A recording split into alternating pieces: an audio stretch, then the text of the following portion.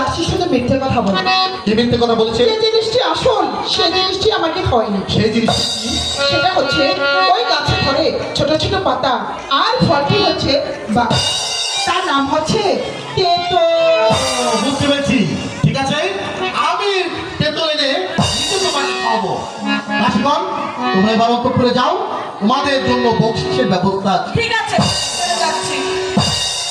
আচ্ছা বেগম, আজ এই আনন্দের দিনে আমার মনে বাঞ্ছা জেগেছে তোমার সঙ্গে দু একটি দাম পাশা কিনা। একটু বলছেন স্বামী, আমি কোনোদিন পাশা খেলা দেখিনি, আর কারোর সঙ্গে আমি কোনোদিন পাশা খেলিনি। আমি কেমন করে আপনার সঙ্গে পাশা খেলবো? আচ্ছা বেগম, আমি তোমাকে যদি পাশা খেলা শিখিয়ে দিই তাহলে তুমি পাশা খেলতে পারবে? ঠিক আছে, আপনি যদি আমাকে পাশা খেলা শিখিয়ে দিন তাহলে পাশা খেলতে পারি। ঠিক আছে, আগে তোমাকে পাশা খেলা শেখাবো, তারপর আজ দুজন ওই স্টিলের কোঠায় বসে সারা রাত্রি পাশা ঠিক আছে, চলো। সামনে তো মাসাবে, সামনে তো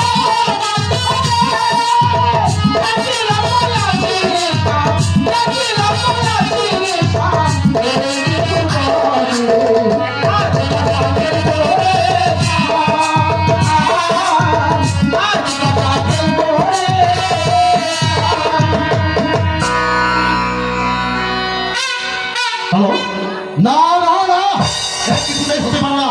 বেগম আমাকে বলেছে ভাষা খেলা যাবে না, অথচ পর তিনবার বেগমের কাছে ভাষা খেলা শিখে গেছি। এ আমি কিছুতেই মানতে পারছি না, কিছুতেই মানতে পারছি না। কোথায় বেগম? বেগমকে আমি জিজ্ঞেস করবো। না, স্বামী, আমাকে এমন অপবাদ দিবেন না।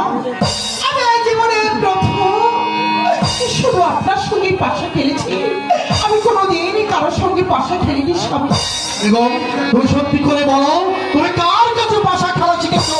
আমি নিজে নিজে তার কাছে গিয়ে ভাষা খেলা শিখবো। আর স্বামী, আমি যে পাশা খেলায় আপনার সঙ্গে কিভাবে জিতে গিয়েছি আমি নিজেও বলতে পারবো না। স্বামী, তাই তো আমি তোমার কাছে হেরে গিয়ে মানতে পারছি না। আচ্ছা বেগম, তুমি কি শুধু পাশায় খেলেছো না এদিক ওদিক লক্ষ্য করেছো? স্বামী, আমি শুধু পাশায় খেলিনি, আমি এদিক ওদিক লক্ষ্য করেছি। তাহলে তো বলো তো বেগম, আমাদের এই পুষ্পের বাগান থেকে আমাদের ওই পুষ্পের বাগানে কিসের ছানা প্রবেশ করেছে? স্বামী, আমাদের এই পুষ্পের বাগান হতে ওই পুষ্পের বাগানে একটি চিড়াল ছানা প্রবেশ করছে। না বেগম, তুমি আবারও ভুল বললে।